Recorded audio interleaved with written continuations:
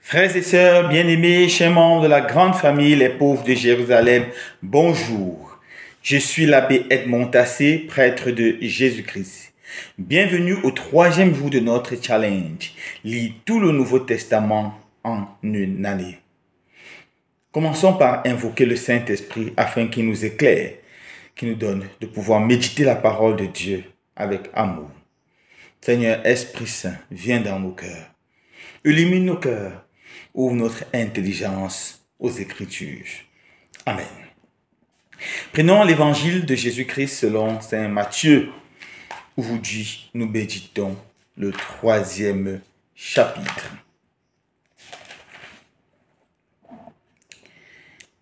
En ces jours-là, arrive Jean le Baptiste, prêchant dans le désert de Judée. Il disait, « Repentez-vous, car le royaume des cieux est tout proche. » C'est bien lui dont a parlé Isaïe le prophète. Voix de celui qui crie dans le désert. Préparez le chemin du Seigneur. Rendez droit ses sentiers. Ce Jean avait son vêtement fait de poils de chameau et un pagne de peau autour de ses reins.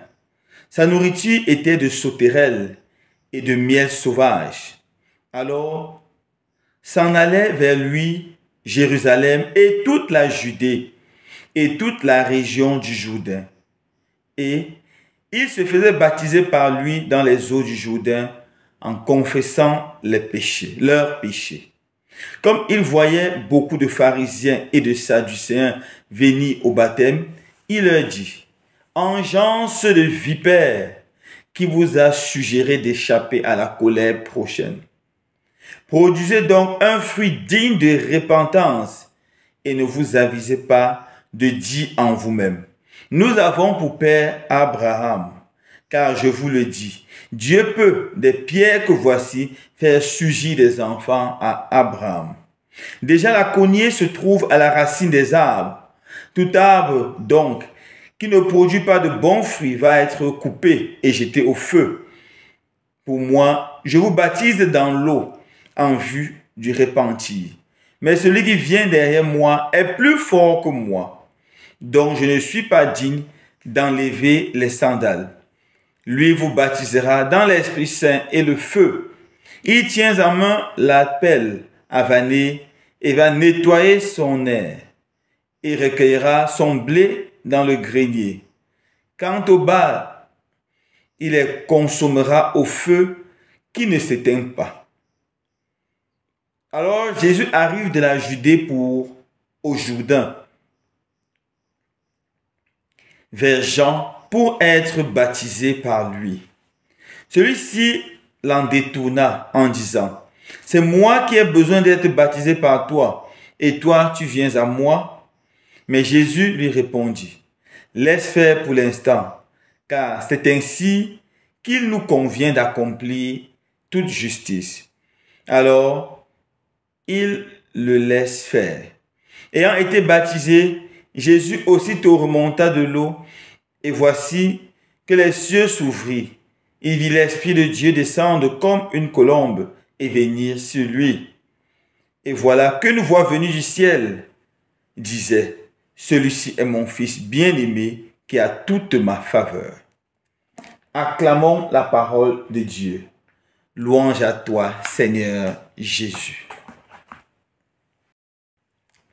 Frères et sœurs bien-aimés, le 3e chapitre de l'évangile de Matthieu peut être divisé en 3 parties. Nous avons, premièrement, du verset 1 à 6, une présentation de Jean, le prophète. Du verset 7 au verset 11, nous avons le contenu, le cœur de son message. Et du verset 12 à la fin, nous avons le baptême de Jésus. Commençons par la première partie, la présentation de Jean le Baptiste.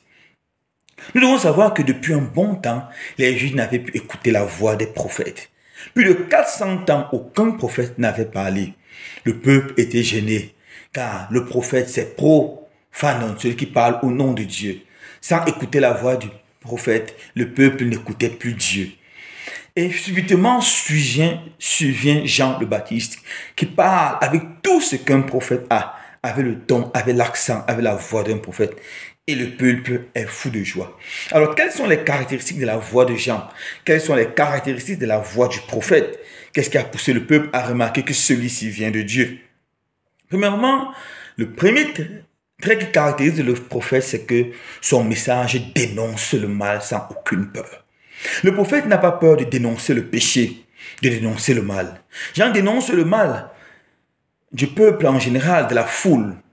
Il dénonce leur péché, mais il dénonce aussi le péché des soldats, sachant que les soldats ont les armes, ils peuvent s'énerver et l'abattre. Jean dénonce aussi le péché des chefs religieux, des scribes et des pharisiens, des docteurs de la loi. Il n'a pas peur de dénoncer leurs péchés. Et il va même jusqu'à dénoncer les péchés du roi, sachant que le roi peut claquer seulement son doigt et il périt.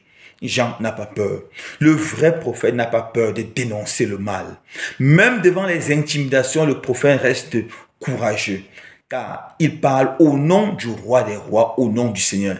Il parle au celui qui est au-dessus de tout pouvoir religieux et tout pouvoir temporel. Voilà pourquoi Jean n'a pas peur. Nous avons besoin, frères et sœurs, aujourd'hui des Jean-Baptistes dans tous nos pays. Nous avons besoin des gens qui vont interpeller les pouvoirs publics à travailler pour le bien commun. Interpeller les pouvoirs publics à travailler pour le pauvre, le faible, à prendre soin des enfants. Nous avons besoin des gens qui vont interpeller les pouvoirs religieux afin qu'ils ne s'éloignent pas de leurs obligations, de chercher Dieu, d'enseigner Dieu, de vivre dans l'humilité, dans la simplicité, dans la pauvreté. Nous avons besoin des Jean-Baptistes aujourd'hui. Deuxième trait, la voix du prophète invite ses auteurs à faire ce qui est bien. Jean ne s'arrête pas seulement à dénoncer le mal, mais il invite aussi à faire ce qui est bien. Par exemple, il invite au partage. Si tu as 2 vêtements, mais donne un à celui qui n'en a pas. On ne peut pas s'arrêter simplement à dénoncer le mal. La vraie religion commence par dénoncer le mal, mais invite les gens à faire le bien.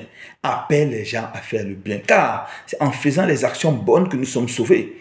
Ce n'est pas en fuyant les actions mauvaises que nous sommes sauvés, mais c'est en faisant les actions bonnes. Tu peux fuir le péché, mais ce sont les bonnes œuvres qui te conduira au ciel. Tu peux fuir le péché et passer tout ton temps, ton éternité au purgatoire.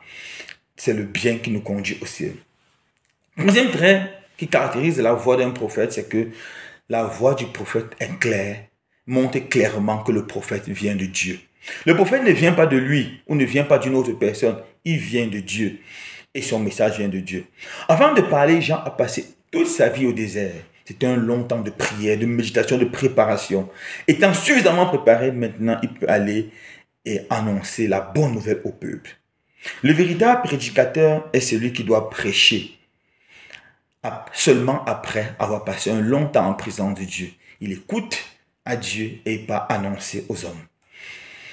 Un prédicateur disait, la plus bonne façon pour un prêtre de préparer son homélie, c'est de préparer son homélie à genoux, en prière, écouter le cœur de Dieu et aller annoncer aux hommes.